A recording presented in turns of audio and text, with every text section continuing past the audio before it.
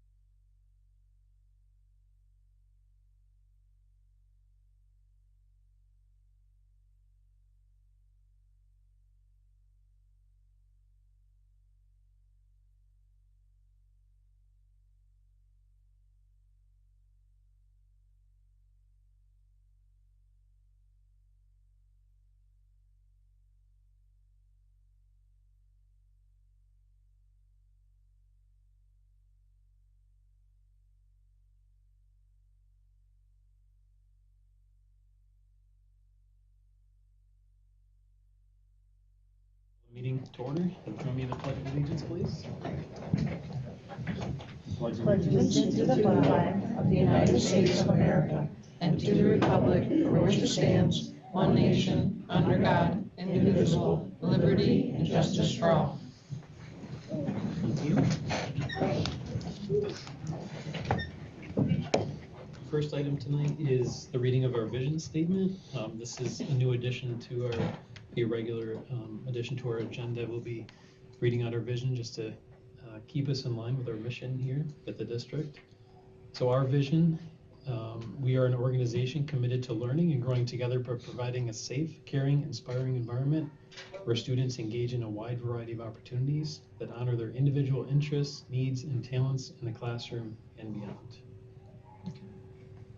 Awesome job. Our next item is the Orange Crush celebrations, which will be Ms. Glavin. Right.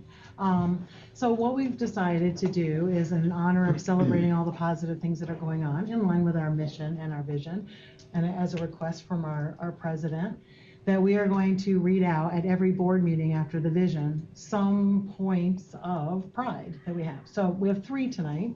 One, our middle school, high school open house was a great success with at least 8 school clubs and community partner manned tables to engage with. There were 100 Townsend students that were given free vision screenings last Wednesday. That was a thank you to the Walton Lions Club members who participated in offering up that service. And we also tonight, you might be like, wow, it's really decorated lovely for Thanksgiving or Halloween or whatever.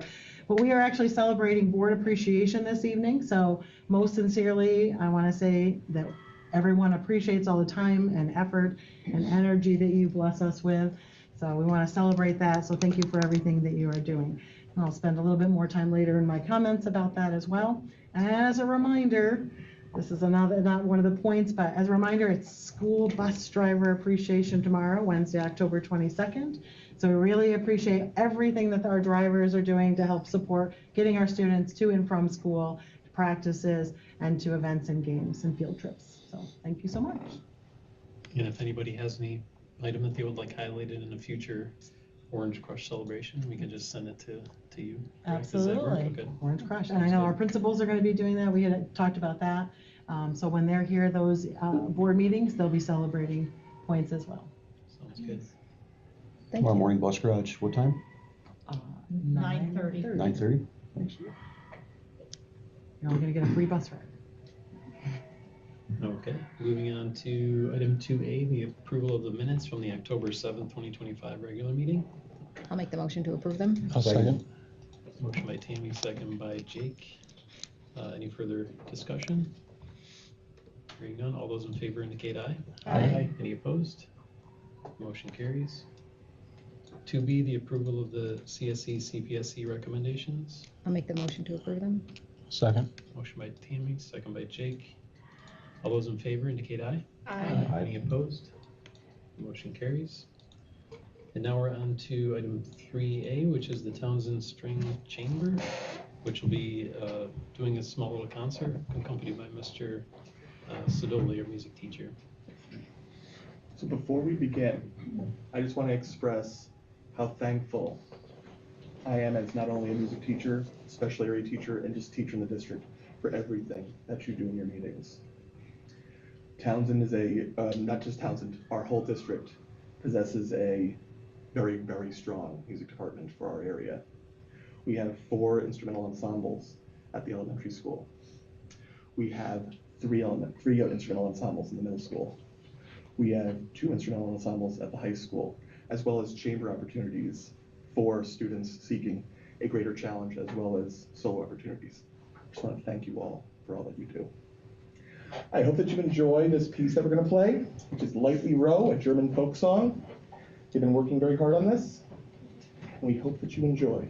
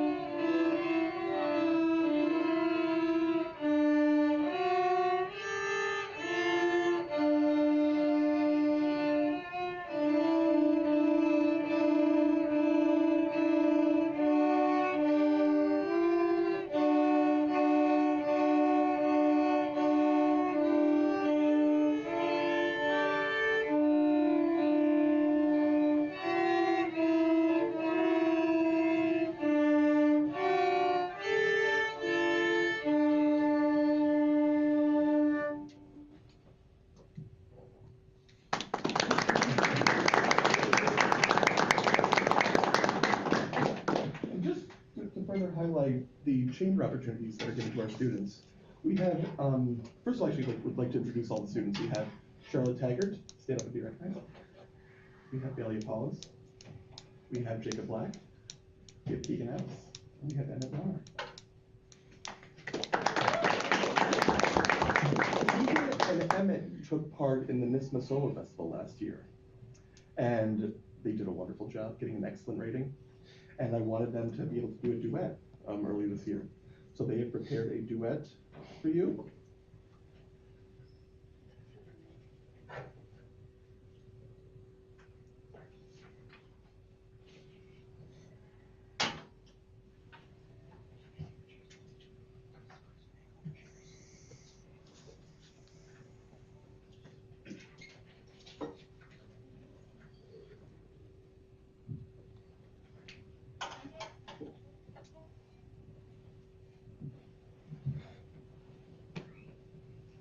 You guys stand over here and enjoy the show.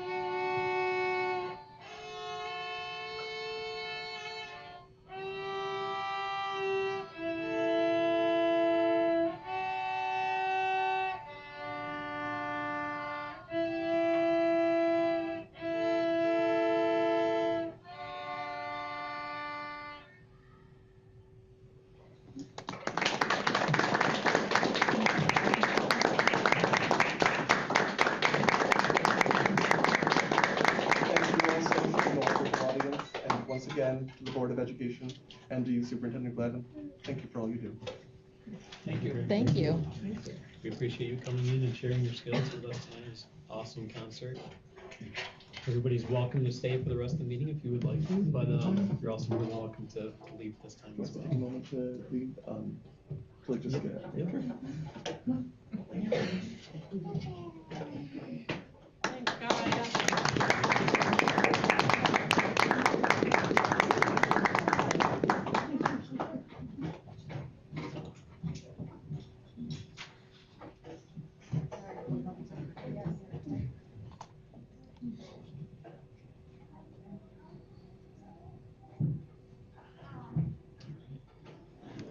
That's awesome.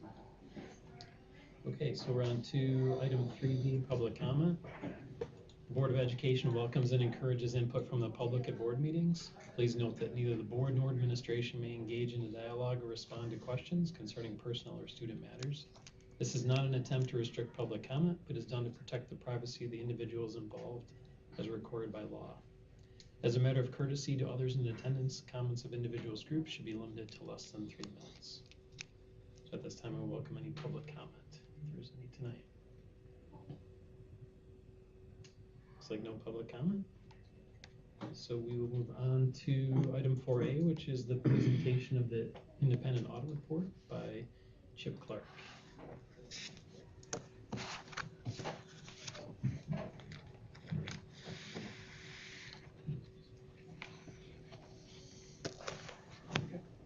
Good evening. Evening.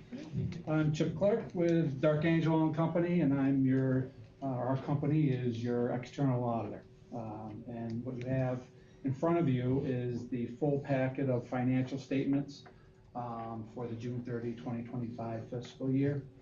What I put together is a PowerPoint. We met as the audit committee and myself met on October 2nd virtually and went over the financial statements in detail.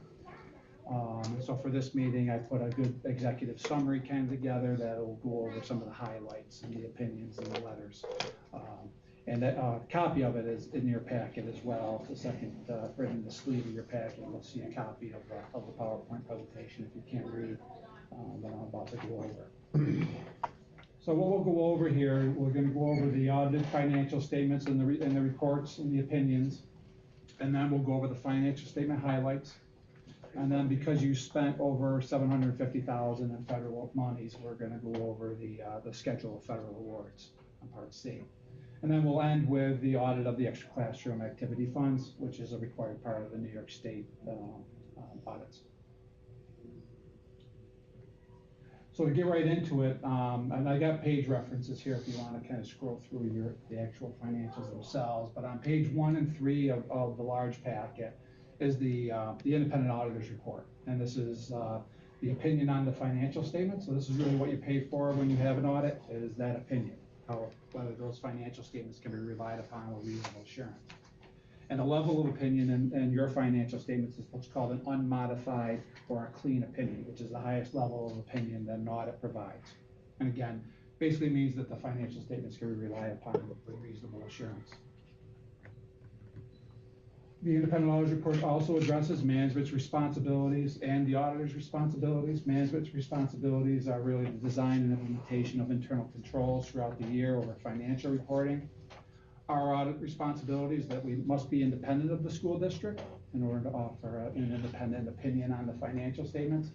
And then we're required to perform a risk assessment and design our audit procedures to deal with the risks that we discovered during our audit inquiries. We're also required to perform the audit and offer opinions in accordance with GAAP. And when you have a clean audit report, that means that you're in compliance with all GAAP, generally accepted accounting principles is what GAAP stands for.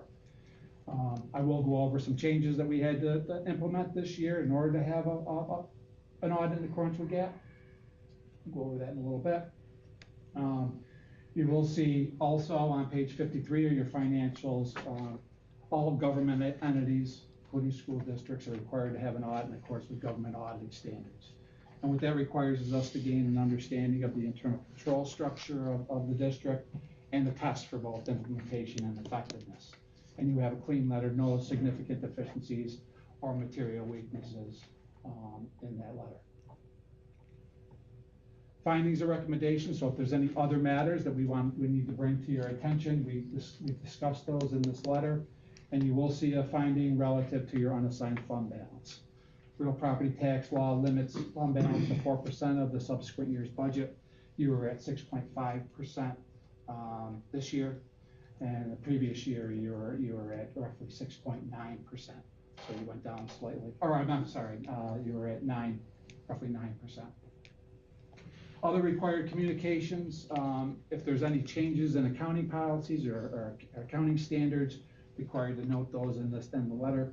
And you will see the first bullet here regarding GASB, or Governmental Accounting Standards Statement 101, regarding compensated absences. That was new this year, and so we had to reach out to the district and perform a calculation in order to be able to implement and post the new compensated absences liability.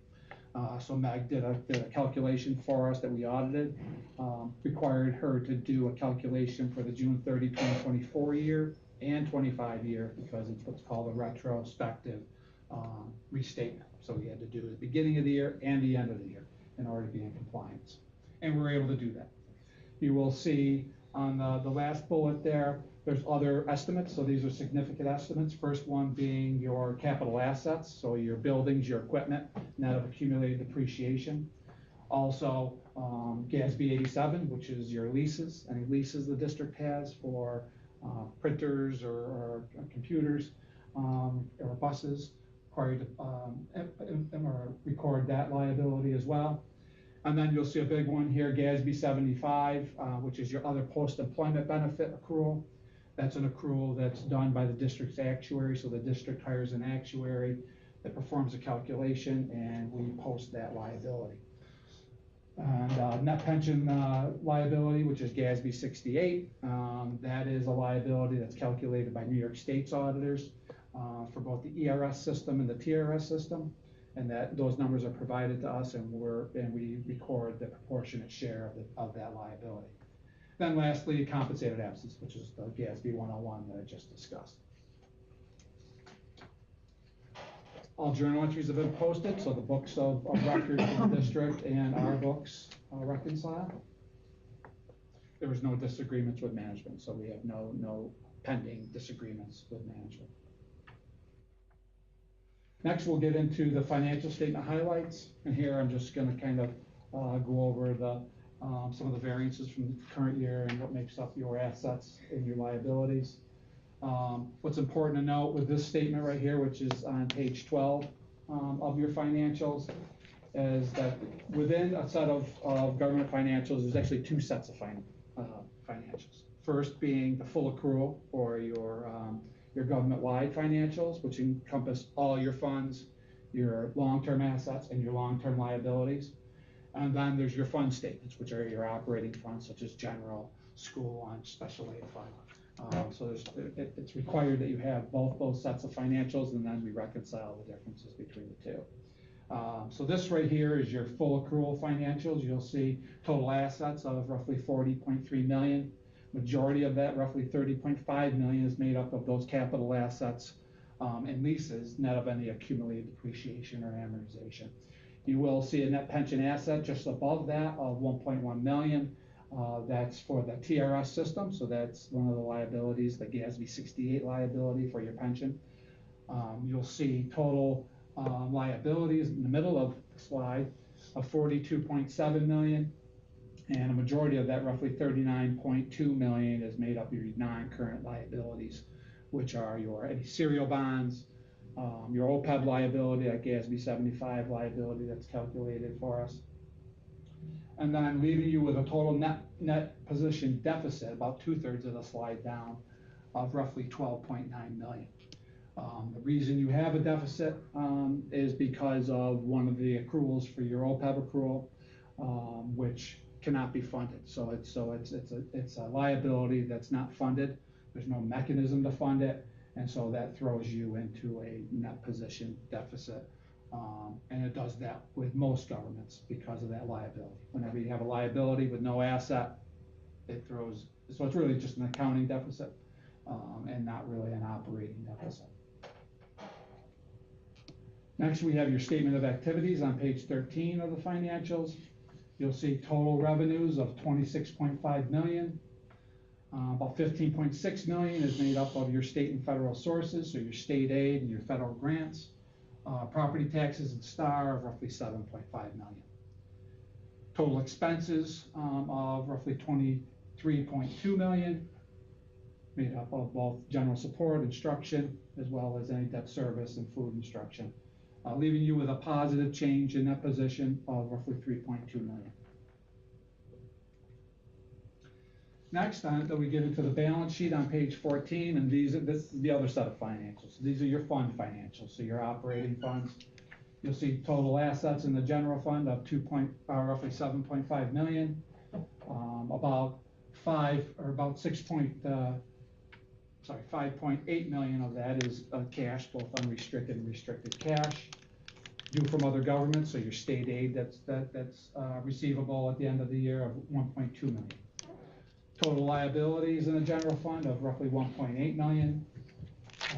About $900,000 of that is made up of amounts that are due to the TRS system and the ERS system, as well as other accruals, accounts payable, and other accruals in the general fund, leaving you with total fund balance in the general fund of $5.7 million, which is made up of about 3 buckets. First being your restricted fund balance, which are amounts that are held in legal reserves of roughly $2.3 million. Assigned fund balance of $1.8 million, which are amounts that are appropriated to the subsequent year's budget, as well as any encumbrances that are carried over to the subsequent year, leaving you with your unassigned fund balance of roughly $1.7 million, and that's the amount that's required to be under the 4% limitation. You will see if you go to the right of the slide, towards the bottom, you'll see in the capital fund, you'll see capital fund is in a deficit fund balance of $510,000. The reason you're in a deficit there is because you have a bond anticipation note of $510,000, which is a short-term financing. So that deficit will go away once you obtain long-term financing. So it's a normal deficit because of the short-term financing. Next, on page 16, we get into the statement of revenues, expenditures, and changes in fund balance. Total revenues in the general fund of $23.8 million. Majority of that, roughly 16 million, is your state and federal aid, as well as your real property tax and other and star type items. Total expenditures of 24 million. You'll see to the right, you'll see your capital fund. You had roughly 2.6 million in capital project expenditures, as well as bus purchases. Other financing sources, so these are transfers that are made. You'll see you made a transfer of roughly 124,000 to the capital fund. You'll see your proceeds of debt in the capital fund, 2.8 million serial bonds that were issued, and then the ending fund balances for each of the funds.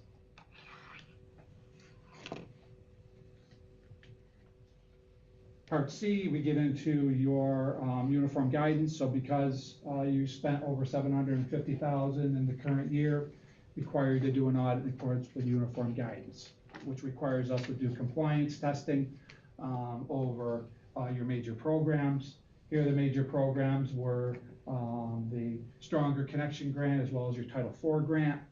And we did compliance testing with no significant deficiencies or material weaknesses in internal control. You had total federal grant expenditures of 1.9 million. Next year, that threshold is going to $1 million, so it won't affect you because you're still going to be over the $1 million threshold, but the threshold goes up next year from 750,000 to $1 million.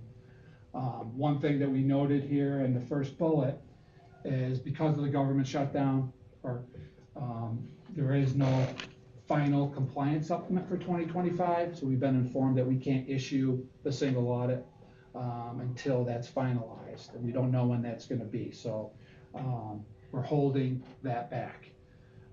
These financial statements don't include the single audit. They normally do, but because of this, we pulled it out, and so it's going to be a separate report that'll get issued to the Federal Audit Clearinghouse once they finalize the compliance supplement.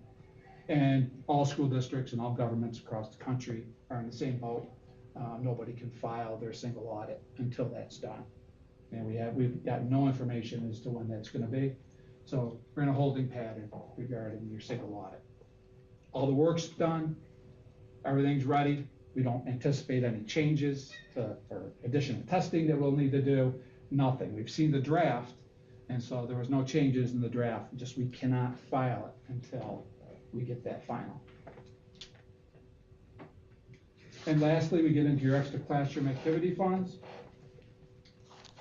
Here, the independent auditor's report is qualified. I've mentioned this every year, and I've mentioned it to all our school districts. Because of how extra classroom activity funds operate, they don't get a clean opinion because of cash receipts and how cash receipts are done. They just don't meet the same level of internal control that the district office meets in order to have a clean opinion. So we qualify that opinion in the extra classroom funds for all our districts. And you'll see that qualification right here in this comment here regarding a significant deficiency. And then lastly, here is your cash balances for all your clubs at the end of the year. We had total cash for your clubs of $89,232, and this is the breakout of that cash by club. And we'll open up for any questions you might have on anything in front of you, or any questions regarding our process. Good. Great. I would like to thank Meg. A lot of hard work goes into this, and she's very timely in getting us everything that we need. So, and GASB 101 was not an easy task. She did an excellent job with that. Thank you, Mike. Thank you. Thank you for the presentation. It's great. Appreciate it. Yep.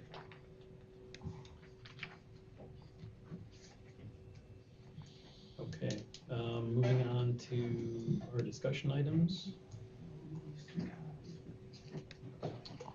So just some meeting reminders for our advisory committees. We have our policy committees meeting on October 27th at 6 p.m.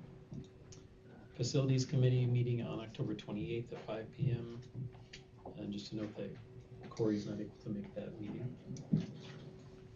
We're working to schedule the Audit Committee meeting to review the random selection of the internal claims audit report. And we have some available dates, November 4th at 5 p.m. and November 5th at 5 p.m. And I believe the 4th at this time is the better date. Okay. Are we waiting on any? Okay. You So I can guess let it's- me know. Yeah. Tonight. Finance Committee is meeting on November 6th at 5 p.m. And we're working to schedule a Curriculum Committee meeting. Possible dates are December 1st and December 2nd, both And at the 5 2nd p.m. is the better date at Okay. this time. So I'll need to hear from Jake and from Michelle as well. I'm not on the curriculum committee. You're not? No. Well, I have you down, so I'll have to find out who is. I mean, if you need me to, I can, but I don't think I was. Did you miss a meeting? We haven't had a 2 meeting. years I haven't been on it, so. No, if you missed a meeting, we probably put you on it. Yeah. Okay. I think we were full on that though, so I'm gonna have to look back and see. We'll look I back. don't know. Just tell me when to show up. Next item is cash payment for taxes. We did have an inquiry about whether the district could not allow cash payments for taxes, and we've looked into this. We've received an opinion from our council. Teresa, I don't know if you want to add to this. Yeah, I mean, there was a concern about people wanting to bring that, and I think the back history that you had set up, that we weren't accepting cash because of safety, the being, in the building at night. But when we did reach out to council, one of the things that she brought up was there wasn't a definite answer with the comptroller. But she did share with us that there was a case with the New York State transit company, or transit, and they established that they wanted to not accept cash, and they were allowed to do that at this level. So we can abide by our rule right now, was something that you set, that was, we were not accepting cash. I think we're being respectful that sometimes people are bringing them in, or, dollar bills and money, but the expectation is no cash. Most people complied with the new policy. We did have a few people that in the interim while we're looking at this came and had it, they had basically exact change and did change. And so there were a few instances where we did accept it while we were in limbo looking into this, but I would say it was maybe a handful.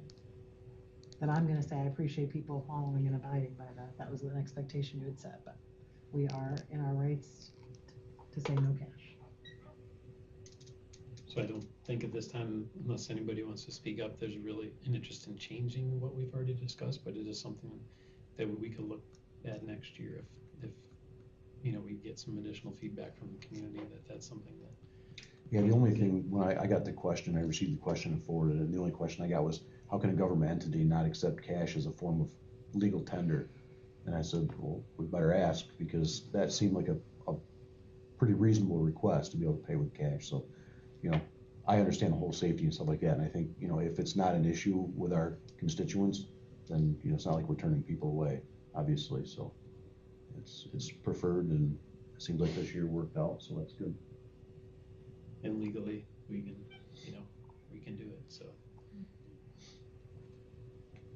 The next item is the NISBA annual business meeting, which was held remotely this past Thursday, which I attended. There's an attachment there at the bottom that has the adopted positions. So you can see there were 24 positions that the delegates adopted. There were about 350 delegates that were on the virtual meeting, considering 37 different proposals with 24 that were adopted. And these positions will remain in place for a period of 5 years until they sunset, or unless they've actually been achieved. But you'll see, if you read through them, there are quite a few that actually relate to issues that we deal with rural schools, with shared services, So my view was very positive. There were a lot of resolutions that definitely support the needs of our district. Any questions on that? All right. And communication survey. Do you want to highlight that? Yeah, so we created a communication survey that we put out for parents and guardians to get some feedback, some initial feedback on what are the best avenues, what are the most frequently viewed communication cycles and platforms. We have already put a reminder out this Monday, so the goal is, the deadline is the 24th, so we're still looking. I think we're at 174 people that had taken it already, and we recognize those are households because, so that I thought was pretty good. So we're hoping by Friday, that's when we're gonna close out. And so November 18th will be the plan to bring that information back to you guys as some baseline data. Great. Any questions on that? We have some possible dates for super eval virtual training. So if anybody's interested, please reach out to Corey and we can get a date set up to do a virtual training.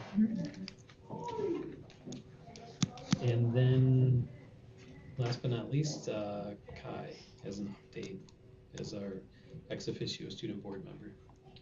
So I can't remember the exact date, but I went to a training at the Norwich BOCES, and it was it's about the student school board members. It's a training basically, and there were 700 students that were on the call all around the New York State, which is a lot, and there was 10 students that were from the local BOCES around us, and I have 3 quotes. Well, 3 basically like main takeaways. Don't let personal feelings take over. It's not about making people love you, it's what's doing what's best for the overall district, and you have to make arguments with solutions. So come up like, and during the policy committee meeting next Monday, I'm going to go over the cell phone policy results that I sent out from the survey, and so far there's about 180 responses. Cool. That's great. So what did you think of the training overall? Was it? Yeah, it was good. It was good. Yeah. Thought it was cool to see all the other like student school board members around and like know like the faces around them. It was nice. Just a couple additional points that Kai told me, that they asked who had attended board meetings, right? And he was the only one who had actually had attended a board meeting yet, and he's been to a few already. Yeah. And they asked who had started an initiative, and he was the only one who had done anything with the cell phone survey. So I think we're off to a good start with. We don't mind overachievers. Yeah. We're doing that. Okay.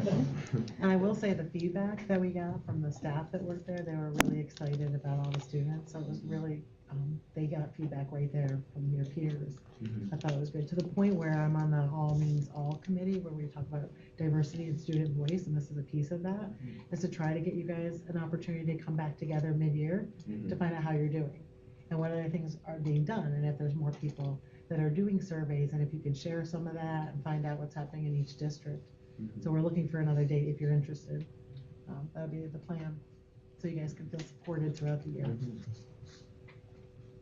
No, that sounds like a great idea, because I think a lot of boards are still trying to figure out, you know, how do we work with our new member and incorporate them in the discussions and try to gather as much meaningful information as possible. So that's. I think it's the best case, like, we didn't tell them to go out and do the cell phone survey, like, as a board, coming on as a board member said, I wanna challenge it. You picked the topic at the top and started going down through it, so keep it up, that's perfect. Thanks. All right, any further discussion items? If not, move on to correspondence. We do not have anything. Additions to the agenda? No additions to the agenda. Okay, moving on to the consent agenda. We have financial reports, transfer funds, personnel unpaid leave of absence, and personnel appointments. Does anybody have one that they would like to pull for discussion? If not, I would entertain a motion. I'll make the motion. I'll second it. Motion by Tammy, second by Graydon. Any further discussion? Hearing none, all those in favor indicate aye. Aye. Any opposed? Motion carries. And on to 9A, new business. This is the acceptance of the independent auditor's report that Chip just presented to us. I would entertain a motion. Make the motion. I'll second it. Motion by Jake, second by Bruce. Any further comments or questions? Yeah, thank you, business office. Appreciate it, everyone there. It's hard work. Thank you. All those in favor indicate aye. Aye. Any opposed? Motion carries. 9B is the approve the correction active action plan related to the audit in response to the independent auditor's report for 24-25. I'll make that one. Motion by Bruce, Second. second by Tammy. Any further discussion? All those in favor indicate aye. Aye. Any opposed? Motion carries.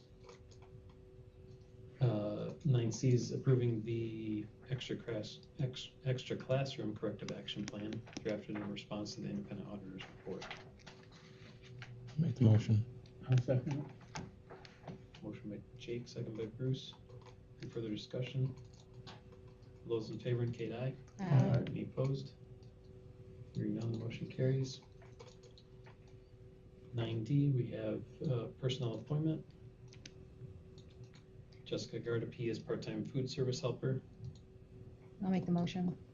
Second. Tammy, second by Jake. Any further discussion? All those in favor indicate aye. Aye. Any opposed? Motion carries. 9E is personnel appointment, a correction, just a salary correction for the original appointment that was made at the last meeting. Make the motion. Second. Motion by Jake, second by Tammy. All those in favor indicate aye. Aye. Any opposed? Motion carries. Now on to 10A, our policy review. Ellie, would you please read through our policies as part of our annual review?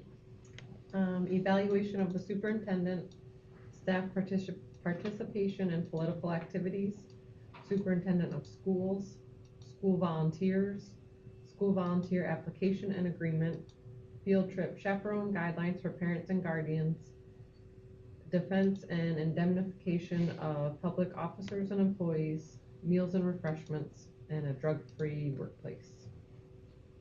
Thanks, Ellie. And just as a reminder, if anybody has any discussion points on those policies, you can feel free to bring them up now if we'd like to discuss, or we can add them to a future agenda. I do have one question regarding the drug-free workplace policy. So how is this shared with our employees? Is this something that is given to them at hiring? Every year is it reviewed? I would have to look and see how it's distributed. I don't know off the top of my head. Okay. I just know that there's a bit of a challenge with the legalization of marijuana, that it gets a little bit confusing for people. Even though it's legalized, it's still not okay to use it in the workplace. It's similar to alcohol. So I was just curious. I'll find out.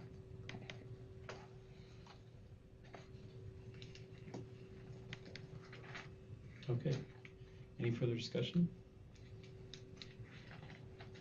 We will move on to 11A, the supervisor's remarks. So we have our supervisor reports there. You want to highlight those, or? I wasn't sure. Okay. I've never really done those in the past, but did you want me to? Sure, I guess. Or was there any specific questions, or I just, maybe? yeah, I would put Rick on the Yeah, we spot. put Rick on the spot Yeah, for that's his, usually what. I was gonna say. For what? Rick's here to Your talk report. about his. your report. The biggest thing we're doing is, thanks to Meg, we just completed our 2024-25 E-rate purchases. So actually, it's gonna be zero cost for the district. Once E-rate covers the 85% or 90%, we have the other 10% included in the Smart Schools plan. So actually costing the district $0. And I think we just purchased it was 15 switches, which is what you see over there here in this closet. So currently we have 2, but where there's gonna be 3 here. Every closet that we're replacing is actually increasing their, we're adding 1 additional switch per closet, which is an additional 50 devices that it can handle. Wired devices, access points, which then support Chromebooks and other wireless devices. So it's very important because the last time we did this was the 16, 17, 18 project. So they're all 7 to 9 years old. To be honest, they'll last quite a while. But the protocols and security upgrades are what actually are needed for those. So we're increasing throughput and providing a more stable environment for our students and staff. And without those changes, we then can't, provide other changes to newer, faster Chromebooks or newer, faster desktops, newer, faster access points, and emergency notification devices, all that stuff. So that's our biggest thing. The devices came in about a month ago, a month and a half. I'll start programming them as soon as all the issues around the school slow down a little bit. And my goal is to do probably 1 to 2 closets per month. So hopefully by the time we get to summer, all the closets will be replaced. So that's the biggest thing we're working on right now. Thank you. What I'm working on. The staff is doing, replacing Chromebooks, fixing Chromebooks, broken screens, all of that fun stuff. Any questions? And we welcomed your new DCMO, gentleman. Oh yes, we That's do a have a big new deal. DCMO Yes. employee. He's a local Walton resident, graduated from Walton. His name is Tony. I think we have gotten tired of training someone over the course of 1 or 2 years, and they leave us. We train them 2 years, 1.5, and they leave us. So this is a local resident. He's very excited to have the position here. We think he's gonna stay. He's starting as a computer tech assistant. So once he gets the experience, we can bump him up, pay him a little more as his knowledge increases, and hopefully keep him here. And that's our goal, to keep him here and have someone like a Cindy Baker or Gayla McGibbon, who they're not just here for 2 years, they're gonna be here for 10, 15, 20, and they become part of the community, which he already is. So this is kind of a different hiring strategy that we took this time. Before we hired someone and they were always 40, 50 miles away. This time we concentrated on local talent. And I'm very hopeful for this one. So we're excited. Thanks, Rick. Trying to touch on John's and Brett's now. Sure. The one thing that I 2 points that I'd like to point out for John is part of it is school and student safety. So we've done 3 of the bus drills that are required, which is a big deal to get those in before bad weather. But it's also because our students are on buses, whether they don't ride them or not. During the normal day, they're on them for sporting events and field trips. The other thing is he's in the midst of inspections. So that's a big deal with the buses that we have. We have some new ones, but it's good to make sure the ones that we have are running. Brett, there's a few things I want to highlight. They do, for taxes coming, obviously that's a big deal that came in. We had a new box that was put outside the high school. So that's something for people to be aware of. Outlay project, the goal is by winter to have the fence redone and the chimney as well capped. And then this is quick because it's facilities meeting coming up, but our roof scan was done. Some people thought maybe we had students running on the building that day, but they were actually here to scan the roof here at the high school and also at Townsend, and a structural analysis. And those will be discussed when we have our facilities meeting. One thing that John didn't mention that I know that you and John both did this year was had a meeting with the local highway superintendent. It's a nice superintendent. Okay, all right, I'll let you talk about it then. No, it was. I live with somebody Yes, who was you very did. appreciative. Yeah. So. That's a big deal. Yeah. I know he didn't put it in his report, so I made sure I put it. Okay, thank you. Absolutely.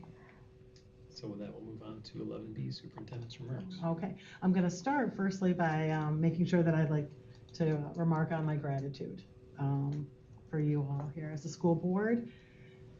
Personally, because of all the time that you're volunteering, all the effort. In addition to that, I report to you. You are my supervisors, and I have felt welcomed from the beginning and supported, and that's very important to me. So I appreciate you, and I think that you also help support all of the people that are here in our building, whether they're students or staff, parents and guardians that come in, community members, to help us meet our vision, to make sure our mission is met, to establish core values and model those. So I appreciate all that you're doing to do that and making sure that, you know, we provide a strong education for everybody. And I believe I put it in the card, but I feel like this is important. When you educate one person, you can change a life, but when you educate many, you can change the world. So I appreciate all that you've done to help support. We are an educational institution, and you have all done a great job in making sure that we follow that and we maintain that. So I appreciate you, as well as all the goodies that we'll later for all the other people that appreciate you. And then this is a reminder on safety. I've been approached a few times by staff members, community members. We do have a drop-off that was established through a safety study. So at the high school and the middle school, the drop-off is at the top of the Townsend driveway, or Stockton, I'm sorry, no, where that came from, to come up and then drop students off at that drop area. And that is the safety component. And it's been brought up since I've been here to possibly revisit, because we have an awful lot of students that are still being dropped off at the doors here. Their parents are driving through the parking lot. So I am bringing that up at this point again to make sure everyone listening in and making sure you're all aware. There is a drop off that we really would like to make sure people are following those rules. It's out of safety. So that way when staff is parking and things are going on, we're not putting students at risk to try to come in. And I have to be honest, sometimes I've come to park and people are whizzing through there too. So safety first for our students and your children. So I'm just making sure I bring that up at this point. We are looking at maybe possibly revisiting how that flow is done. But if we go back from when the building was put in place and the strategic planning that went into that, that was considered the safest area to do that. So I'm just reminding everybody about that. And hoping you guys are, supporting that as well. Because I know in the past we have put out some communication related to that and reminders. Dr. McDonald would do that. And just, yes. I'm wondering if there's a thought to put out. There is a reminder. plan. We had figures, I think, that showed, the drop-off location that would go out. And I think that's part of it, is trying to pull what he had done in the past and try to be able to be as consistent as possible using the diagrams and putting something on the website as well. Is there a special drop-off point for special needs children, or? There are exceptions for some cases, drop-off and pick-up, and that's even in dismissal time too. So there is. We do have some different school districts that come through with vans. They go right through with the buses.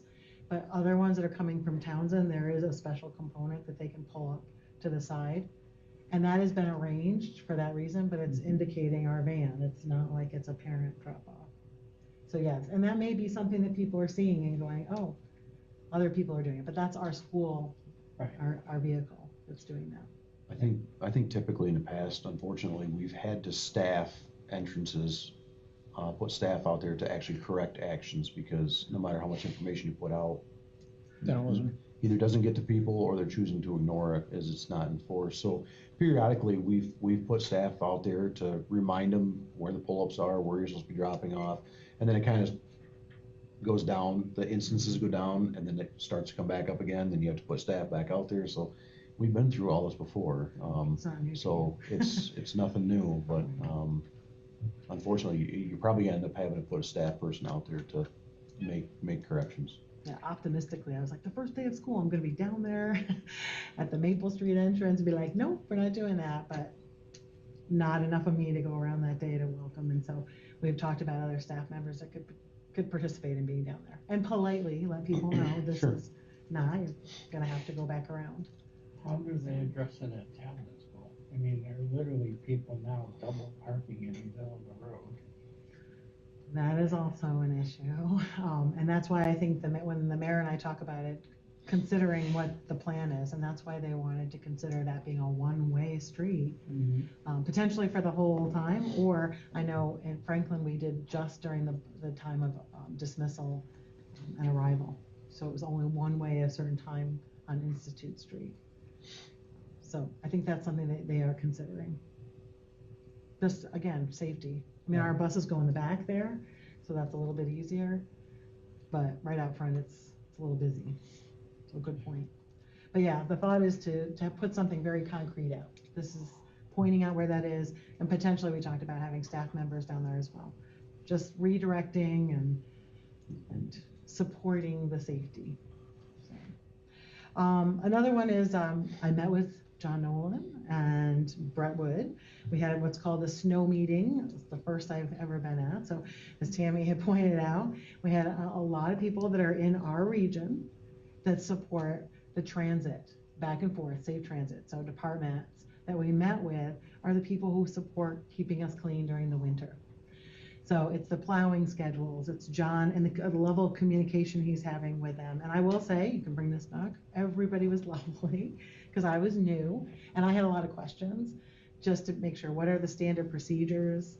And I felt very supported. I hope they felt supported. We had a nice breakfast for them. John kind of started the program, but yes, they were very considerate of me while I had lots of questions. Very knowledgeable people and very reasonable about start times and so forth. But one of the things that I took away from that is, my one question is, what's the standard operation here typically when we have snow days or we have delays? So what I was told, and hopefully you can confirm this or not, but I will share it out, is that we typically do a 2-hour delay. It allows for everybody who's out plowing to really get to all the locations, all the roads as best as possible, and navigate and potentially determine if we need to close. So it's a 2-hour delay that gives them that enough time, and then potential of closing. But it's typically not done that we do a 1-hour delay. So that was one of my things to take away. But it was lovely that they were all there. So I think that's consistent, the 2-hour delay with. And that's what I wanted, because I asked, and that's why I figured I'd report that out. Hopefully we won't have a lot of snow, but if people are aware of that already, that's the intent, is to do a 2-hour delay, make sure people have enough time to clear up what they can, and then help us determine if we're actually closed. Has an explanation ever been given to the public?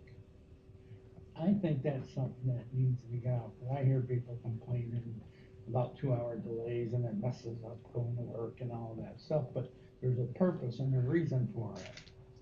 Yes, and I'm gonna say I was very happy to be able to meet with everybody so they could share their point of view and talk about some of the places they're plowing and how dangerous some of the areas are. I think the biggest challenge we used to have is we had a 1-hour, 2-hour, it got to be a 3-hour delay. Like, it just, nobody can plan like that as a parent. Right. A parent, if they know it's either a 2-hour or closed, I mean, then you can really set your work schedule and say, okay, we have an actual framework to work in. Make a plan Yeah. in that event. Yeah, for a while there, it was like, You're all the over the robocalls, like, place. is it an hour, is it 2, is it 3? And you have is them it- listed in your thing, that's Yeah. why I figured it reasonably. Typically schools have some kind of a standard practice, and that's what I asked, and they said it's 2 hours usually. But, I mean, that's the first I knew of why there's a 2-hour delay, because it's taking them that long to figure out whether the roads are safe enough. Right. I mean, they're going up back roads that are in the boondocks. And they're telling me they're out 4:30, 5 o'clock in the morning, they're getting to their garage, I mean, everybody's suited up, they're ready to go, so they're out early. It's not for lack of them not getting there on time or being slow. They're really out there putting, I would say, in some cases, some of the stories, their lives at risk to help to support being able to get kids to school potentially. So when they're gonna call that, then I'm gonna say, all right, that's reasonable, that we probably should not be on the roads with children. Mhm. So it's never been put out as far as you're saying, like communicated out that level?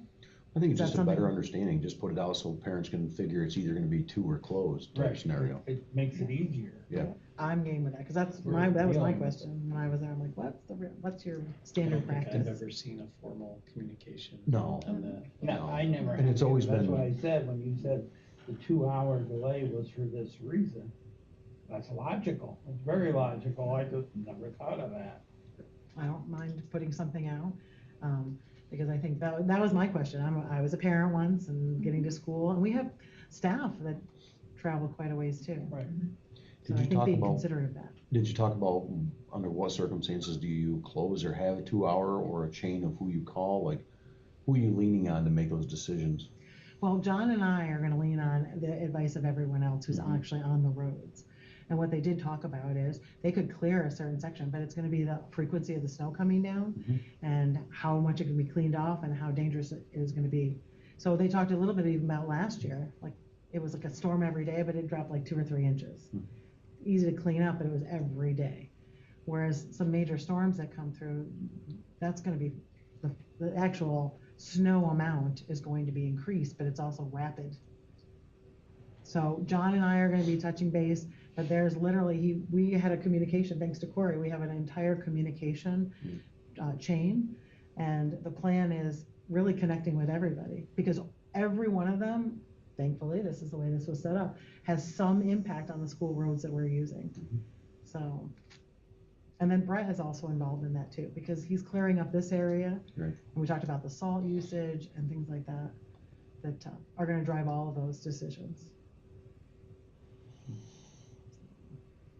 Any other questions on that though? Made myself a note, we'll get something out, because I think, that was like my question. I wanted to make sure, what is the standard practice? I know everybody's got the list, but what is typically done? So if that's a means to help people, I'll make sure I do that. Yeah, so.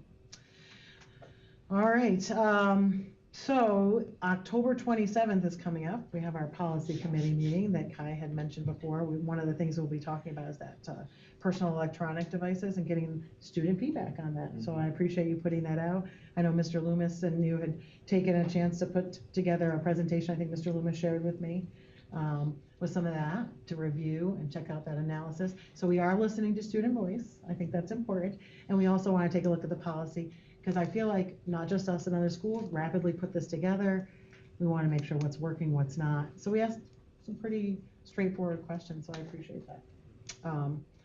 Then in addition to that, DCMO capital project, just as a heads up, Mike Rulo, who's the district superintendent, will be coming into our next board meeting. He'll have a capital project presentation for you, including the impact on what that would look like for taxes, tax increase. So that is a heads up. Two things that I wanted to end with, the fiscal navigation workshop. Meg and I both participated in that through NYSBA. It's 5 half-day virtual workshops with homework, and pretty intense, but a grand way to take a look at the fiscal navigation. But in addition to that, looking at how that impacts culture and community, the climate and so forth. So taking a look at that.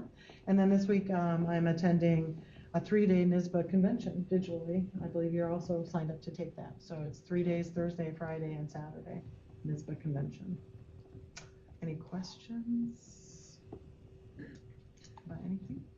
You've been busy, and we appreciate all you do. Thank you. I appreciate that. Thank you. So you guys are worth it.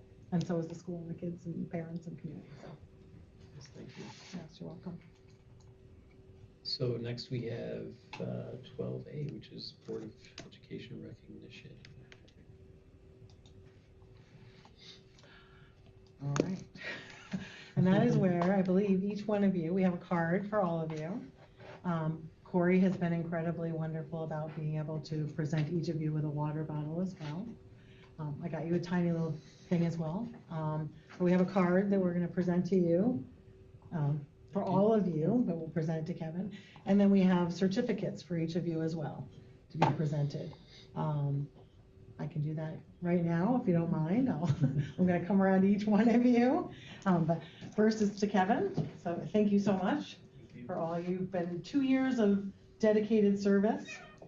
Tammy, for 4 years of dedicated service. You are so welcome. Jacob, for 1 year of dedicated service.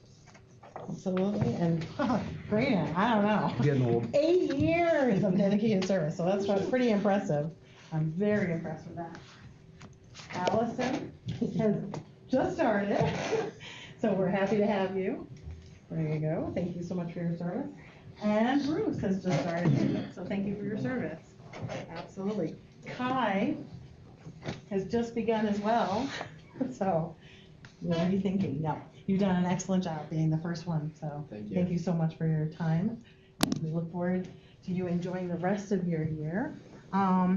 And with that, I also just want to make sure I can't say enough. I said at the beginning of my remarks, but this is really a thankless job in some cases, and it's volunteer time, so it's really important, the work that you do. So I appreciate you. Thank you very much. Thank you. Appreciate that. Absolutely.